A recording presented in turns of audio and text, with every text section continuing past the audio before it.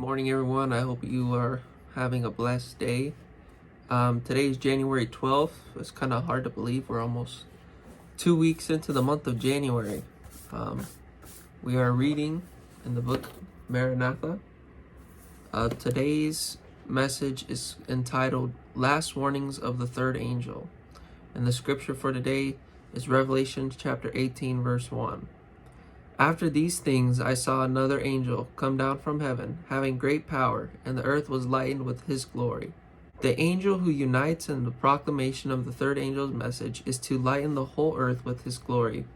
A work of worldwide extent and unwanted power is here foretold.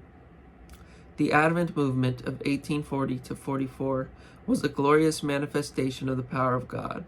The first angel's message was carried to every missionary station in the world, and in some countries there was the greatest religious interest which has been witnessed in any land since the Reformation of the 16th century. But these are to be exceeded by the mighty movement under the last warning of the third angel. The great work of the gospel is not to close with less manifestation of the power of God than marked its opening. The prophecies which were fulfilled in the outpouring of the former rain at the opening of the gospel are again to be fulfilled in the latter rain at its close.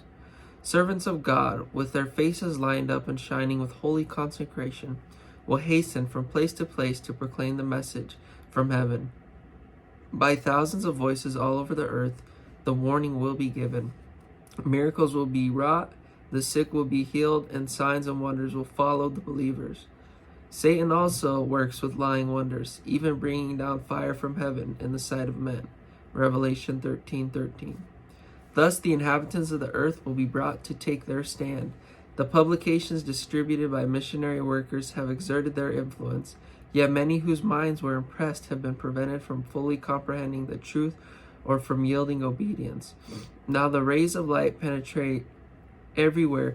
The truth is seen in its clearness, and the honest children of God sever the bands which have held them.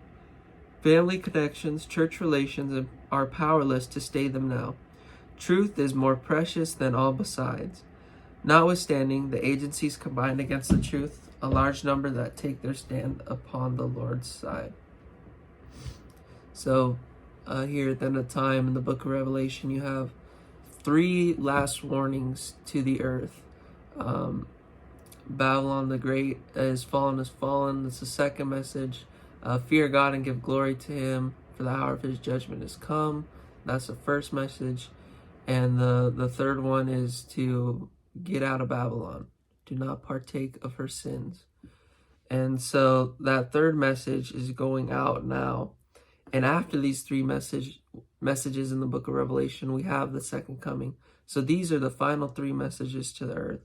And here we're told that this last movement of God's people will be a worldwide movement. And this message will be spirit-filled with power. And I thought it was neat that it mentioned that during the Protestant Reformation in the 16th century, that was a great time of religious interest in the world, where everybody was at least had some kind of religious mindset or was curious. And the same during the Great Advent movement in the 1840s. People had a great interest. And then she goes on to say that, but these are, but those two religious movements are to be exceeded by the mighty movement under the last warning of the third angel.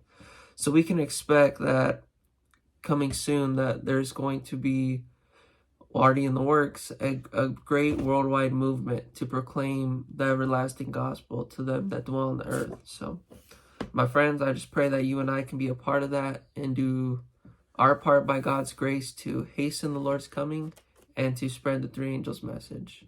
God bless you guys. I will see you tomorrow by God's grace.